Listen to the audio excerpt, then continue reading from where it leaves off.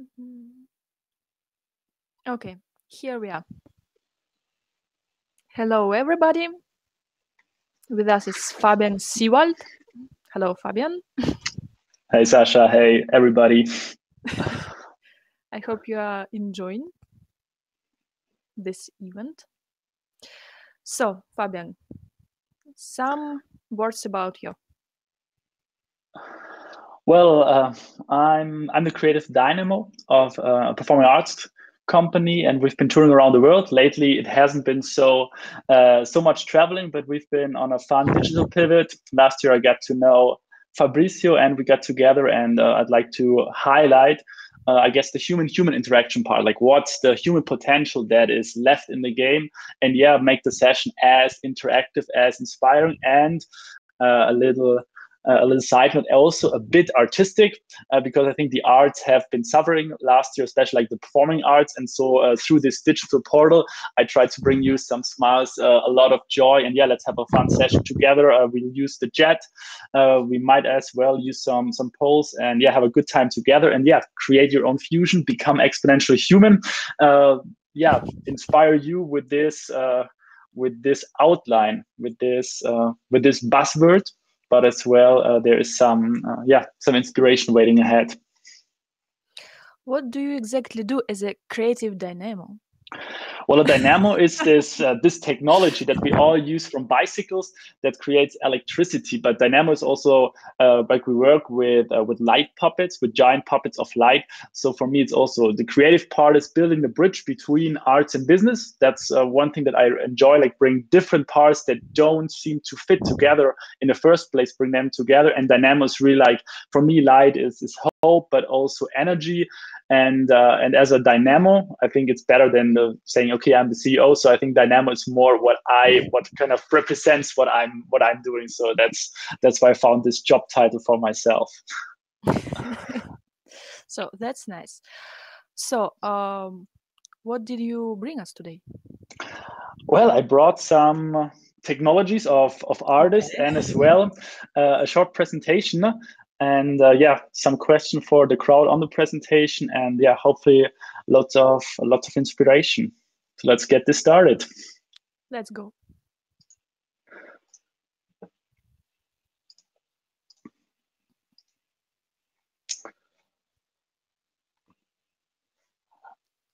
So what's behind the title, Create Your Own Fusion and Become Exponentially Human?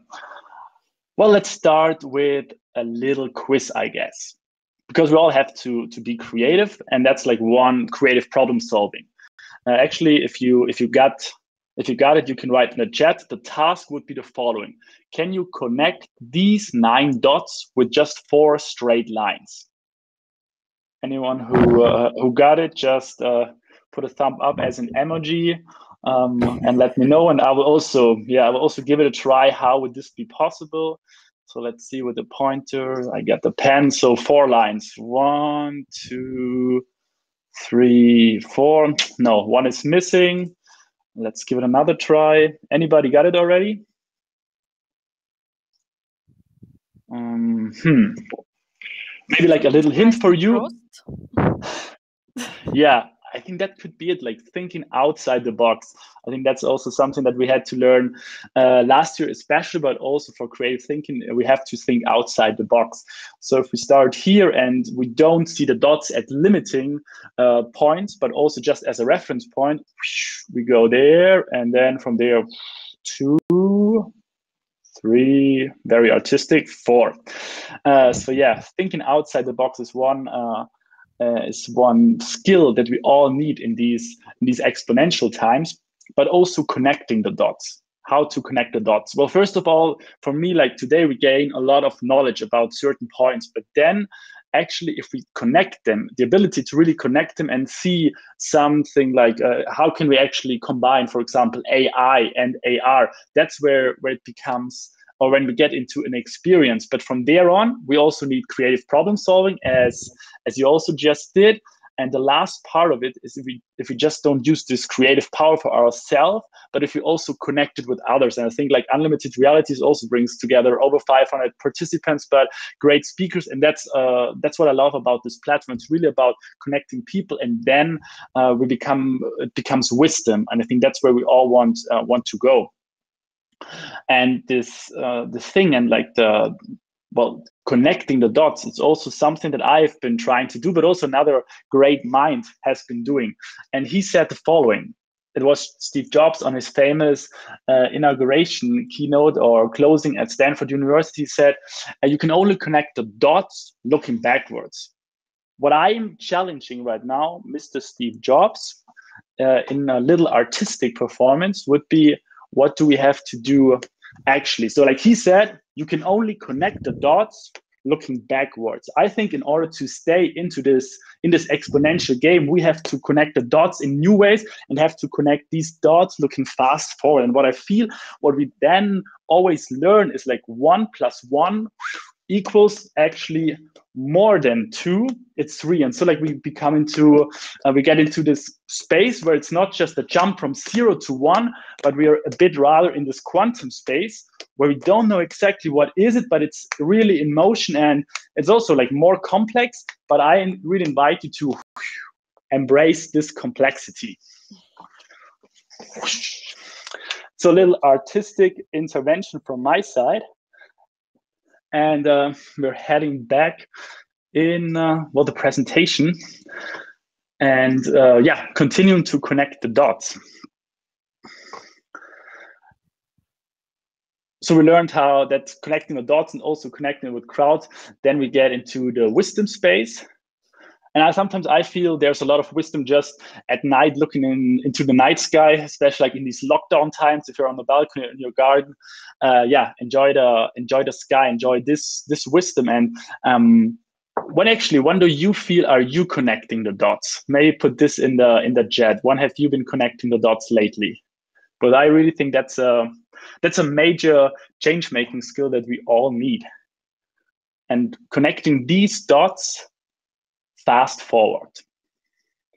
And beyond connecting the dots, I try to connect actually like the dots between art and business. And art and business also, it's two areas that are actually pretty far ahead. Like business is always running faster, higher, quicker. And the arts, they look for new ways to inspire, new ways to get people in touch.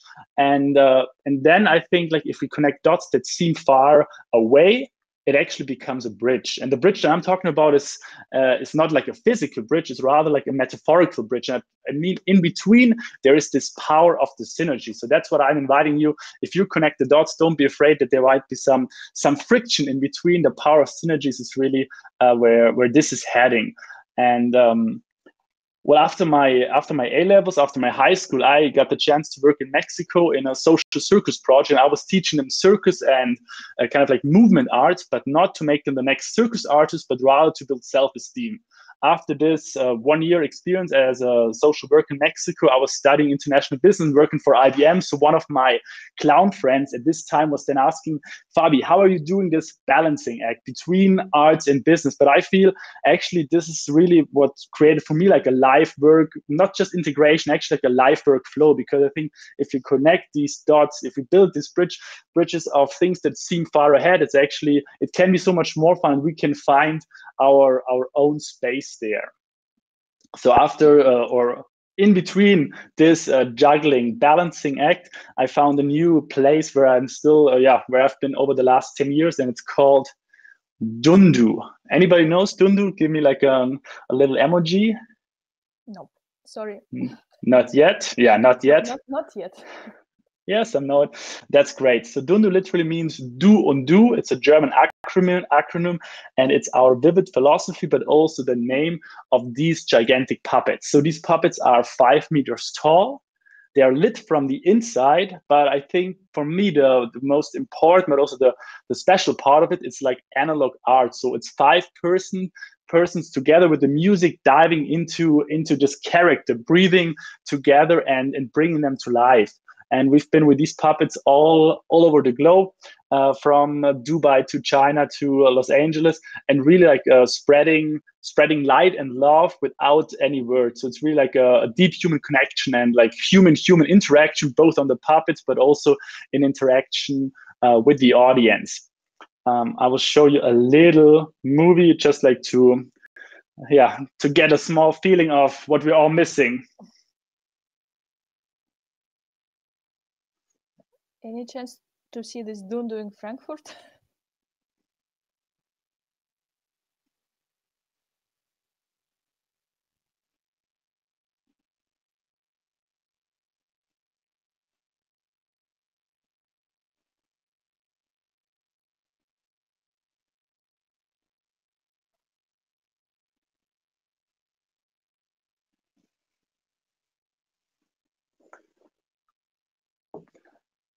I hope you could also hear the sound and not just on my device. In any case, I hope as well you enjoyed the pictures. And yeah, sometimes when I look at the old pictures, it almost feels unreal to have people without masks so close together. The picture that you see on the right-hand side was taken on 1st of January 2013. We were invited in Egypt and decided not just to do our job, which was like a New Year's gala in a luxury resort, but also go to Tahrir Square. It was the time when Egypt was in between both revolutions. And we also think that with art, we can have a bigger impact than just to entertain. So we called it there Peace Walk, which is maybe like from artistic side also a bit megalomaniac, but with art we can have an impact. And as you see there, in this moment you create something that does not need any words, but it creates like a sense of unity, that people like in this collective awe, they feel a connection. And I think that's something the digital space is not yet able to do. Maybe down the road. Today we heard great things about the Internet of Skills, and Fabricio was talking more about the Internet of Senses, but I still feel there's as well a lot of beauty and potential in the analog space, and that's what we're discovering with Dundu. We're doing social action, we're visiting kids in hospitals, and actually also right now planning a tour called Shine On, where we want to bring the light onwards and back to the people, especially the people that have been like really in solitude and really alone over the last year, and like give them hope, give them energy. So how is this relatable to the bigger picture? Well, I think art changes people, and from there people can change the world, and we're all that we're coming here together. I feel we're change makers. We want to do something for good, use technology, but also use our human creativity, as Jutta was also in this session showcased with the 4P, and really like skill up. But I think it's maybe not just the skills, it will be also we need the right mindset, the right creativity, and that's why I think the arts and being creative, being artistic, and trying out new things. It's not just the fine arts. I think finding your art, it's also something that is really important in these times. And from there on, share it onwards, share it with the world, and change the world. If we think about like who's currently changing the world, we think about these gigantic tech companies. There's Elon Musk, which is also like in a way like it's a wizard flying to Mars, on and beyond, and autonomous cars. But beyond all of these mega trends that we're talking today about blockchain, NFTs, robotics, I think there is another mega need.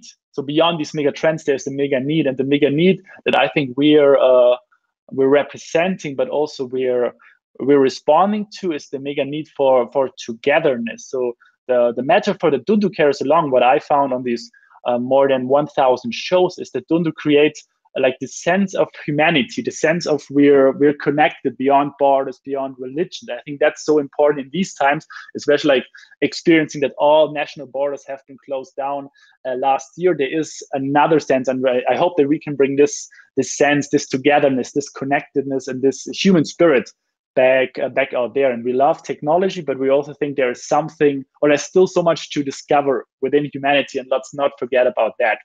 So our mission statement is sharing the light, and light not just as part of the performance, but light also as the wisdom of bringing people together, of co-creation, and of collaboration.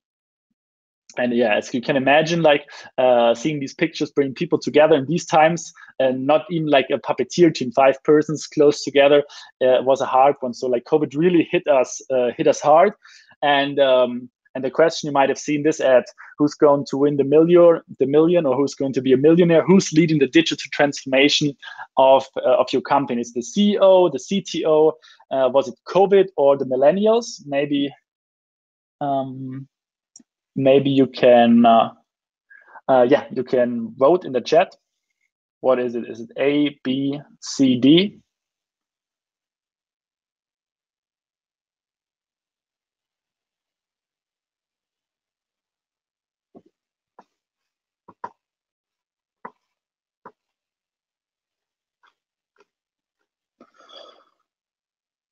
Yeah, you're totally right. So most of them are saying C. So let's put C in the system. And yeah, unfortunately, it's the right answer. So like COVID was really creating a lot of digital transformation. So we also, I would say, we tried a digital pivot.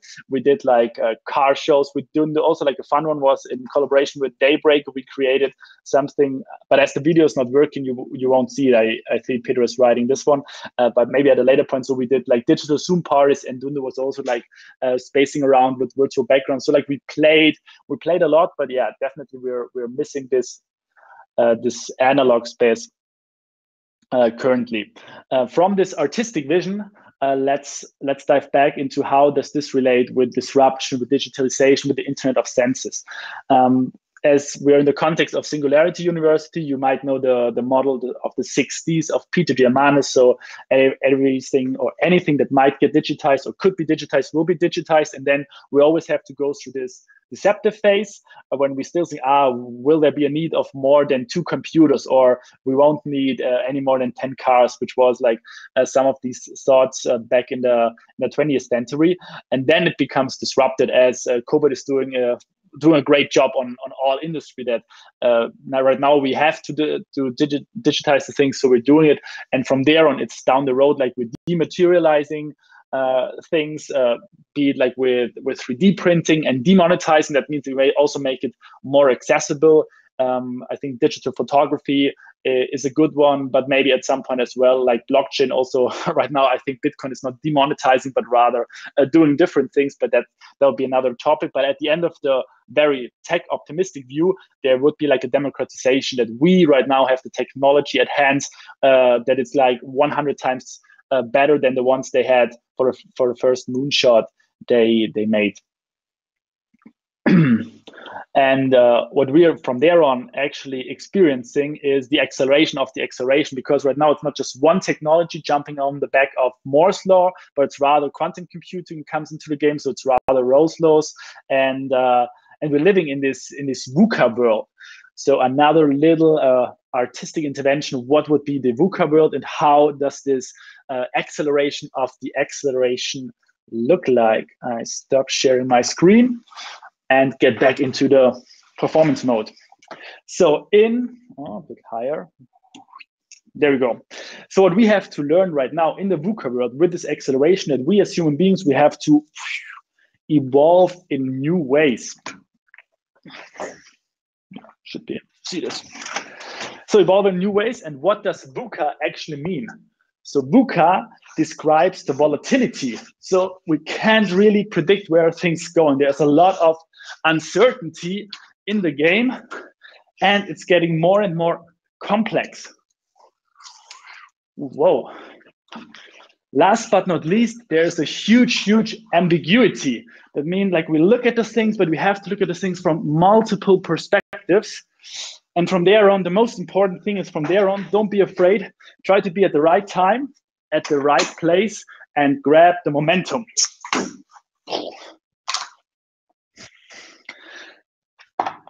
So that's the VUCA world, the volatility, the uncertainty, the complexity, and the ambiguity with which we have to deal. And due to all these convergences, there's a lot of power. And like actually, we human beings with our analog brains, we sometimes have problems to understand how quickly these things are actually moving forward.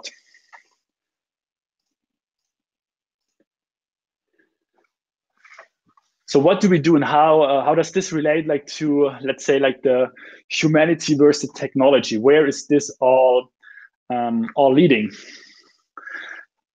Well, if you look at the interrelation with a future perspective, how humanity and technology will come together, will evolve, will develop, we can make a little graph. And I think you would agree that the development of humanity is rather a linear one. Like we learn a bit from generation to generation, but in the best case, it's like slowly increasing, or there's a bit of a slope. But well, we talk about exponential everything. So technology, very nice strong graph actually. Technology is grown exponentially, and talking about like this acceleration of the acceleration, it's actually even quicker than we imagine. So how can we keep pace with technology, with our just limited IQ, brain, mindset, whatever? What do you think? What do we have to do to also become exponentially human? Maybe what would be the next step? What would be needed? Any thoughts on that? So how can we, in a way, how can we close this gap, which is growing bigger and bigger? Yeah, I must remind that our attendees can chat, can send us messages, or if you want to speak personally with Fabian, you can raise your hand, and I will teleport you on the stage if you want to discuss or to share your ideas.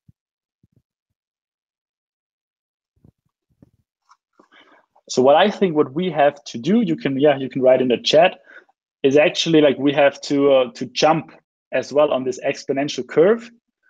And I think what we need in order to jump on this curve is from IQ jump into the WeQ world. So like really get into a new connection, because there are so many great energies of all the people here coming together. So that's what I understand under WeQ. WeQ will be the new IQ, because if we learn how to wire, connect, and collaborate in new ways, then I think we can also become exponentially human.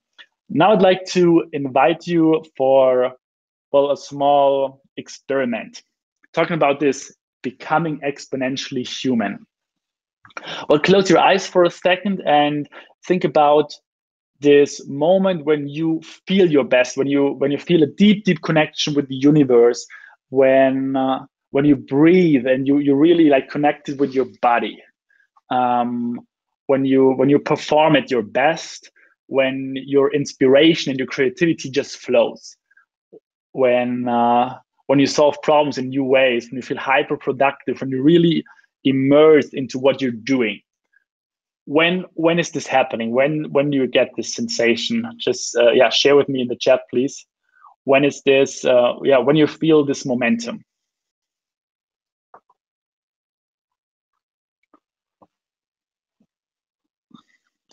So Pedro, when he's traveling, it has been hard last year, but maybe like with Internet of Senses, you could be traveling. Anybody else, like when do you feel exponentially human? When you feel this deep connection, this wide mind?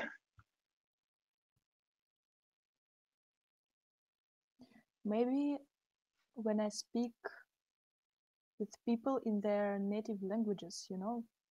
Mm-hmm. Because when somebody understands you, even if you speak with accent, or maybe you don't have so wide vocabulary to use, but you can express yourself, maybe you feel this potential of your brain or something like that. Yeah, I totally agree. So Jonas is saying like when he's in a relaxed mood, so maybe also connected with meditation. Yusash, you were mentioning when you feel a deep connection with another person due to like you speak the same language, or like you create a language together. Great points. For me, becoming exponentially human is a state that I would describe, or that I describe as the flow state. That's when I feel a deep connection. Actually, I created a bit of a flow wheel. So these are moments when I feel this deep connection. It's like family moments. It's when I'm juggling, when I'm sharing ideas, when I'm playing, and definitely like Dundu is for me as well a huge flow trigger. Definitely on different levels. And for you, when are you in moments of flow? Actually, are you familiar with the concept of flow? First of all, and then if you are, let me know when do you feel the flow? When are you in the zone? Because there are different words as well for it. Some the runners say it's the runner's high for impro, and jazz musicians it's the forever box, when you just feel like going and you don't have to think about. Let me know when when are you feeling your best, when are you in the zone.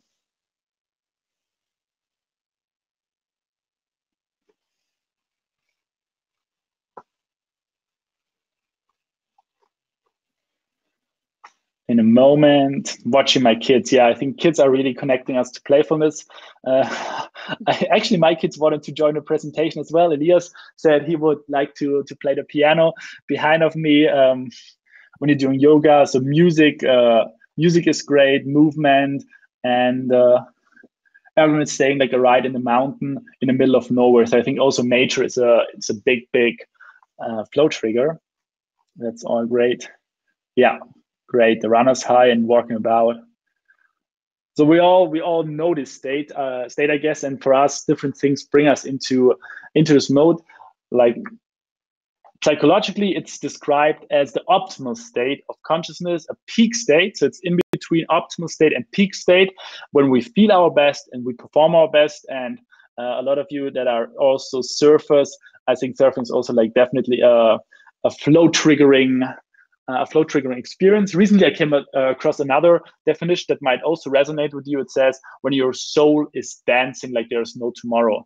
And I feel I can also relate to this. This one is from Stephen Kotler, one of the greatest, I would say, flow researchers at the moment, who rather puts it like from a psychological perspective.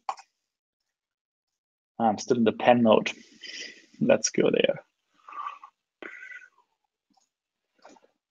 And why is flow so important, like for the future of work, but also in contact with technologies? I think on the one hand side, if we are in flow state, we have the slight chance to understand how technology might be convergent. So if we're in flow state, we're a bit hyperhuman, exponentially human, because we see different things. I think like if you're, for example, the one that said he would be mountain bike riding, I think when you're riding a mountain bike in the mountains, you don't have the chance to think about, okay, this could happen, but you are kind of on default mode in a way, and you're doing things automatically because you've been training, you have experience in that. And if we go back to work right now, actually, like for all the employers, I'm convinced that flow will be one of the most important employee engagement metrics for the future. There's been a study by McKinsey and University of Sydney that flow helps you excel your productivity by 500%. That means in the end, it's enough to work on Monday, and then you're as productive as your coworkers if they are not in flow, or like if you're in flow just one day. So these are just very powerful research that is currently undertaken. And as well, like for some people who are programming, if you're in flow and writing the code, and it will be super, super clean and great code, and you might have needed so much more time. So that's for me why flow will be so important, and we have to understand. And we have to understand how can we get into these states, and why it's so important to feel this connection to nature, to our peers, in order to get into these states. What Mihai Csikszentmihalyi already discovered in the 1970s is something like the flow channel. So flow does not come out of nowhere. You have to be in a certain way. We'll also look into the cycle of flow, but you have to be challenged. So the challenge skill ratio is really important. So you shouldn't be bored, but you shouldn't be too anxious about something. It's really like where high skills meet high challenge. But in the end, like what research showed, that like 4 to 5% over challenge is actually good to bring you into the state when something seems feasible, but still a bit over challenging at first. And so this also shows really well that the flow is the state where you're super focused, but also happy and beyond your control. That's where the magic happens, and you shouldn't be bored, you shouldn't be too worried, you shouldn't be anxious. In any case, I think you're definitely able to relate to this one. And what I've been talking about is this moment when you're mountain bike riding or as well surfing.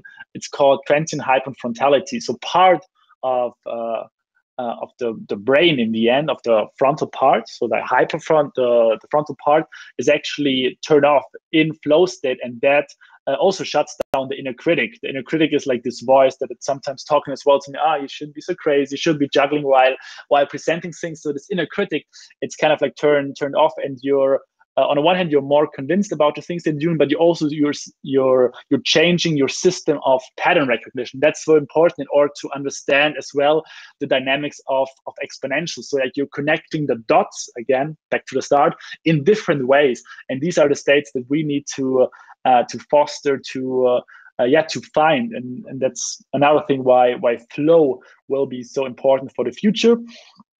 And so how do you get into the flow? I think that would be also interesting for the chat.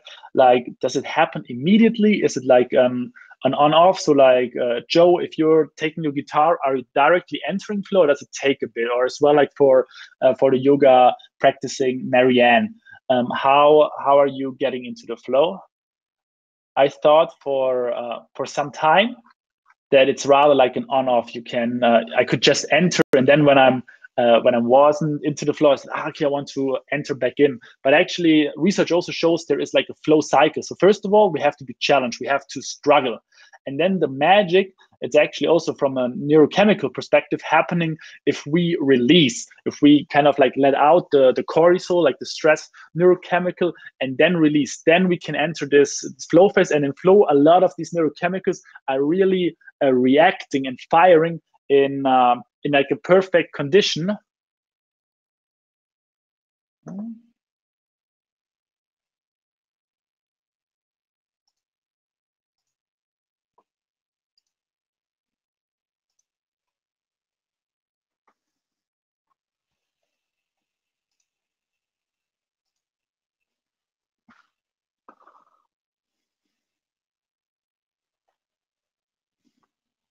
I hope I'm back on. I think my internet connection wasn't in flow just for this moment. Flow is something I don't feel I can control, but maybe I'm just starting. I think I can also relate to this one. I think it's important as well to create a consciousness about it, and at some point you might be able to control, but it's definitely as well as practice, not just happening like that. That's why I also put out like this flow wheel that I think what everybody might be able to relate to, like in a learning phase, like for exams and something like that, we are super focused, but then at some point we can't get any more in, and then we have to release, do a different activity. For me, it has been a lot of the times it has been juggling, and then this really helped me a lot to then re-enter it, but then also get things done. But also after flow, we shouldn't kind of go down the rabbit hole all the way, but also think about like a recovery. It could be an active recovery. It should be like watching TV or something like that in order to go like on the next flow wave. So it's really like a wave, and we should rather think about making the intervals smaller and plan them instead of thinking like being all the time in flow, because that would not be very healthy neither. So there are different triggers point. There are like environmental ones. Somebody was saying like being in nature.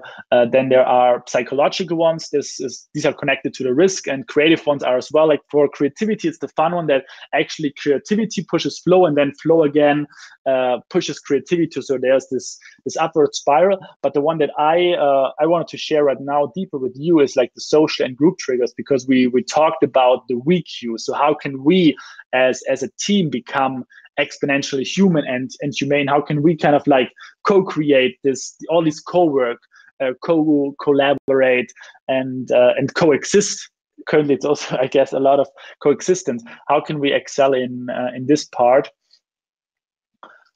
And again, a little bit about the neurochemicals. So we see Charlie Chaplin, and what the brain is actually doing when we are in flow. It's mixed the perfect dose of neurochemicals together, and it's a very addictive mixture, and that's why we want to get into flow. So you could say in flow state you get high on your own supply. And funny side fact that a friend of mine, Radha Agrawal, the founder from Daybreaker, found out, it's like that the first letters of these neurochemicals, they give dose. So they dopamine, oxytocin, serotonin, endorphins. So they form actually dose, and it's way better than any drugs, because your body exactly knows what you need.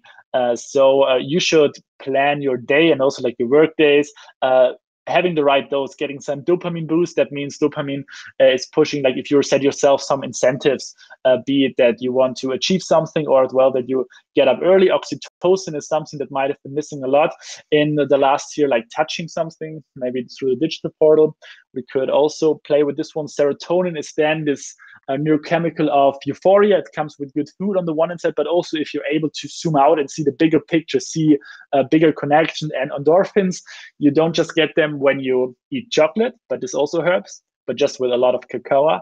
But as well, if you're smiling, if you're loving with your friends, and if you're working out. So these are just some easy hacks to inspire your neurochemicals and bring you closer to a flow state. It's individual for everyone, but I guess, as I read in the chat, there's already a lot of thought-provoking things that you could be doing. How many challenges or struggles do you experience every day?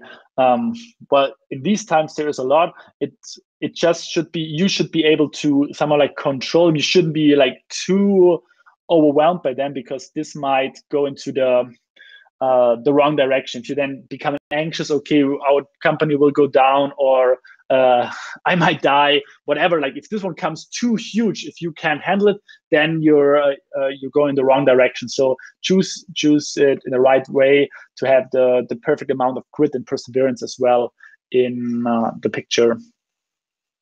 And then, like, we're human beings. We're not just our brain. Also today, I just learned once more that we have also a brain, or the brain is also connected to the gut, but we also have a heart. And the Dalai Lama, in his book, the Book of Joy, but as well in our speech, he said we have to learn to re-educate our hearts.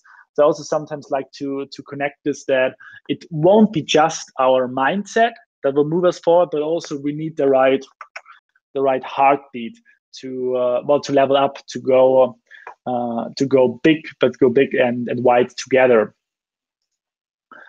And artists are actually touching a lot of hearts, but sometimes I feel for the artists, it's that we stay too low. Too low means we just entertain the people. But I feel, as I mentioned in the beginning, art changes people, and people can change the world. So there's a lot more that we could achieve if we really are able to inspire people more deeply, if they learn and develop with us, and then we can really transform them. So for all the artists, I've seen Jonas here, but also I think everyone should be an artist at his craft, being it Mary-Lan with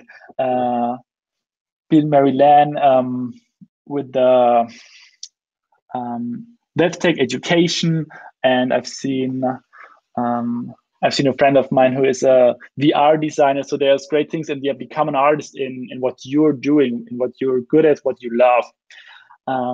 And so let's focus more on like how can we create group flow experiences. When I first got to know Dundu, and we entered the space of let's create something together, let's play together, for me it was obvious that this experience that I had as a puppeteer, being part of something bigger, or in this case something smaller than myself, it's really transforming. It's really something we want to share onwards. And so we conducted a lot of trainings with the Dundu puppets in order to have a scalable approach.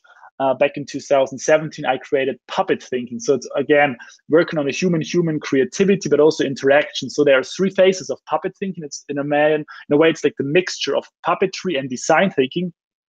And what we've been doing is we create puppets from like normal everyday objects and materials. Then we learn how to animate them. And that's, like, for me, really a very interesting part. How can you breathe life into something? Because actually we have all these objects around us, and in spirit, so inspire something, give spirit into something. That's where it's actually coming from. So spiritus, I think it also in Latin, it means the soul. So how can we animate something? How can we give soul to something? Because that's what we probably do too much with our devices, and we should also think like how much focus and of our like spirit do we give into different things. So the 3 phases are the co-creative puppet building. Then we have the animation part, and last but not least, also telling a story, which is online and in all aspects of life. We're storytelling animals. That's where we came from. That's how our history has been transferred over centuries, and that's why it's still working so great. And something I'd like to share with you, we won't do like a whole puppetry workshop right now, but just 3 principles of puppetry. And you can see it as well very, very well in these pictures. Breathing, breath. I think last year a lot of people have been out of breath. And there's this counter movement with yoga, with meditation, where we feel we have to connect to our breath. And actually, I think breath is our natural flow of our everyday life. So with puppetry and the Dundu puppets especially, you find a common breath with your peers. And that's really a very profound moment when you breathe together and really give life to something. The second principle is then the focus eyeline. As you can see on those pictures, you see what happens, like this aura that is created when people focus on something.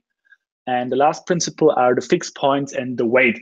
So in order to make the puppet be alive, become alive, we have to shift the weight from one leg to the other. We have to kind of like, make it work and exist under the rules of gravity. At least then our mirror neurons are firing more. And in these workshops, we are teaching like these principles of puppetry, but also the interrelationship. So how does these principles of puppetry interrelate with organizational strengths and intelligence? Well, if you think about, that's again for the chat, what is like an organizational breath, or what's the breath of a team? What do you think? Like if you're thinking about a team, you're working with what is kind of your oxygen? What's keeping you alive?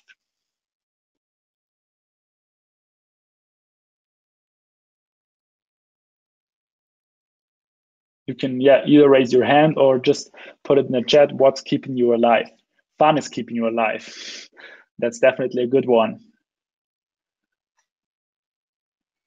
For me as well, something that I feel like the teams that I'm working with, it's keeping us in motion, is as well like having a vision together, having the spirit together. That's where we go, and that's keeping us alive. That's a bit, if you put it like big on an organization level, it's really like the organizational vision. That's what's keeping the company or a team alive. And the focus eyeline, that could be then the goals, but as well, in a way, the puppet also works nice in the context of the different roles that you might have. So the right arm, the left arm, they all have to work together in order to create a movement. So I think it also works really well as a metaphor.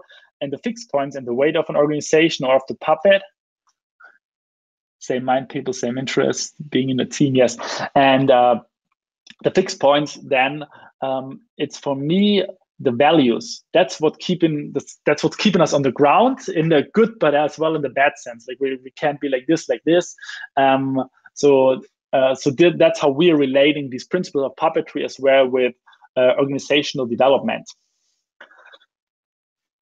And so how we're kind of combining these things is all these areas: learning, creativity, motivation. These are the areas where we want to create group flow, but it all comes to the power of collaboration. So if we collaborate, we really put this on the next level, and that's what we want to create with the work that we're doing. And so we get into this infinity triangle where we don't see what's the ending point, because everything is interconnected, but also moving us forward. And so with this flow mindset, with this like exponential thinking, you could also think like, what is actually AI? Is it just the artificial intelligence, or is there also like an artistic and an analog intelligence?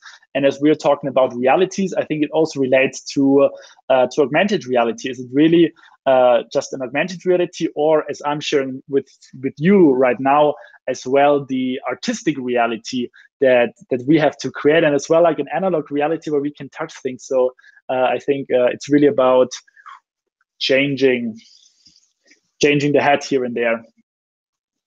So we're almost about to finish up. So far, I already unveiled for you what it's my vision about becoming exponentially human, the concept of flow and joy, but as well, I'm down for another instrument in order to create your own fusion. What is this to do with this topic? Well, it's time for a bit of another experiment, I guess. Or like, okay, first some content, then another experiment. So create your own fusion. It's also a bit of my life philosophy, because I said connecting the dots and then the overlapping parts. These are normally the most fun parts. And there's this Japanese concept. It's called ikigai, and it says like the overlapping point of the things you love, what the world needs, what you're good at, so what you're passionate about, but also what you get paid for. That's your ikigai. As we discovered already, the senses of the WeQ. I also think, actually, if we think a bit bigger, we could also think about the Wikigai. So for all the people here, what does the world currently need? I think a lot of togetherness, technology that empower us, but as well, what are we good at? What do we love? And what can we get paid for? So I'm inviting you to create this own fusion. Let's create it together and create a Wikigai. And now,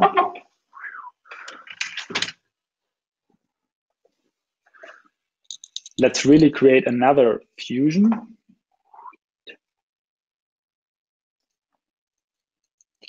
We're back into the last artistic intervention. So you've seen all of these bubbles, and they represent our ikigais, but they might also represent these different realities. Today we heard about SR, the synchronized reality, augmented reality.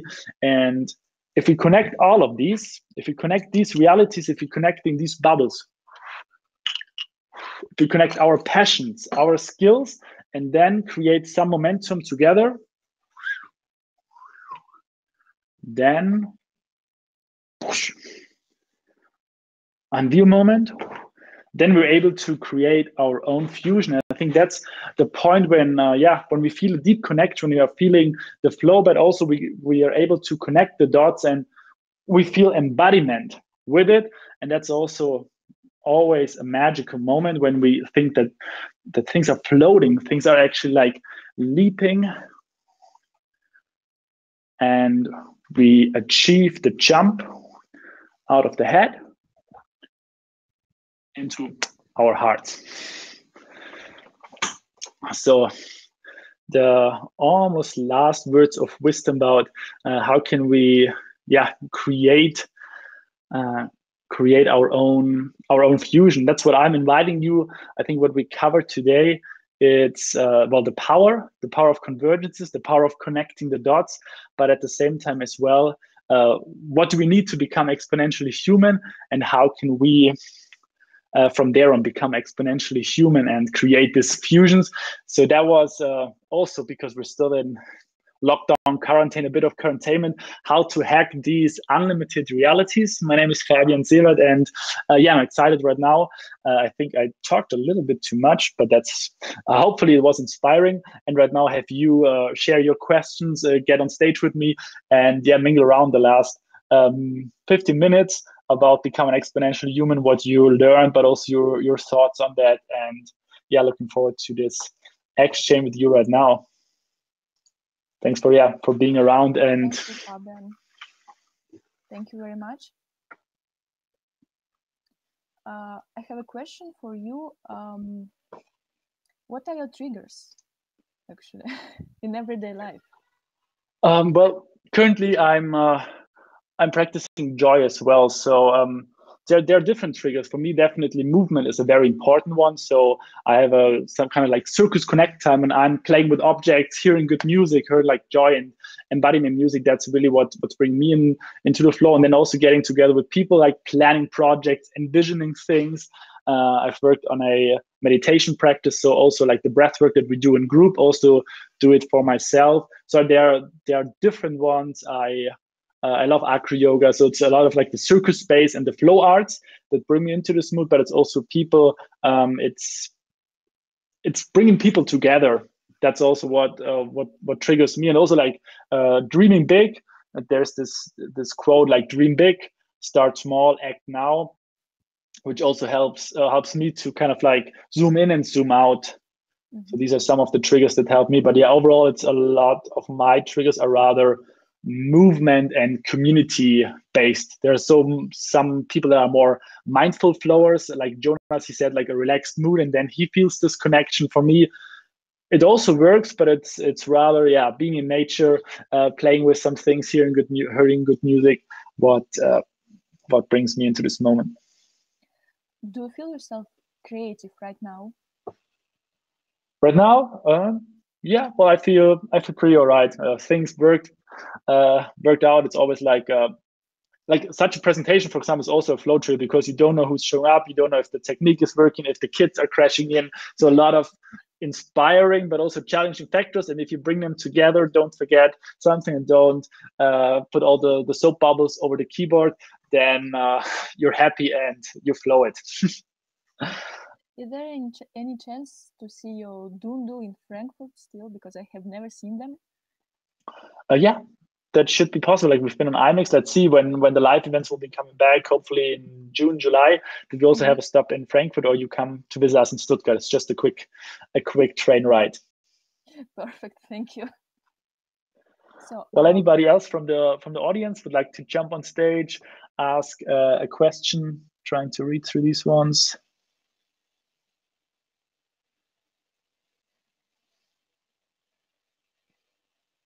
Yeah, thanks for everybody who participated so actively. Good to see all of you so super engaged. And hope that whatever resonated with you, that you take it along, that you say, okay, flow could be interesting. Let's talk with the team about how can we create some flow activities for us, be it in the digital space. We're currently also conducting online workshops, playfulness online. Like, how can we, even like in a Zoom conference, create these meaningful rituals? Because I think it's really important in these times to stay connected and to find these doses of flow. And there are so many things. So just open up the conversation. You got my contact details, and I'm looking forward to have this conversation as well flowing forward. Definitely. And I suppose now during the COVID, the human-to-human interaction has become a bit difficult, actually, because everything is online, and we really miss maybe just face-to-face meetings, just walking around, maybe. Yeah, totally. I think really when we're all coming back, and right now I think in the US they're starting again with in real life events. I think like in this time, family was really important. So like it's also actually a good thing to zoom in, like what's the main core of people that you really bond strongly with, what's your main community that are really important for you. But then I love the serendipity of events, that you crash together with people, you create something, things are happening. And the digital spaces are also a lot of fun, but I think somewhere again, like this quantum wisdom, somewhere in between digital and analog, I think there is the new reality, your reality that we can create. I'm excited to co-shape this with you. Thank you very much, Fabian. Unfortunately, we have to end this session because there are next 4 sessions that are coming. So thank you very much, Fabian, and all the attendees. I invite you to go to the lounge to do some networking, to meet Fabian personally and to speak to him, almost face to face. Let's say. So cool. I see you there. Thank you, everybody. See you in the lounge. Goodbye. Bye.